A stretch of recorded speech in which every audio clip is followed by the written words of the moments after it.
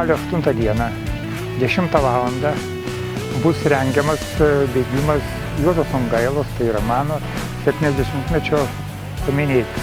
Bėgti ir sportuoti amžiaus ribų nėra. Tai įrodė pats Juozas, atbėgęs į savo 70-mečio gimtadienį. Ukmergė nuo seno garsėjo savo vasario 16-osios bėgimu, kuris vyktų visą laiką žiemos metu, o dabar rudenį mes jau startuojame su naujų bėgimu.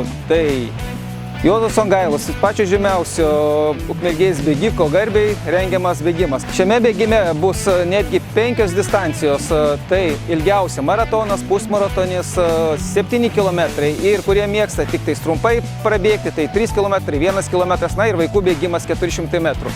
Ir nepriklausomai nuo bet kurios distancijos, kurią jūs tik įveiksite, jūs gausite išskirtinio grožio medalius skirtus Juozo Songailos garbei.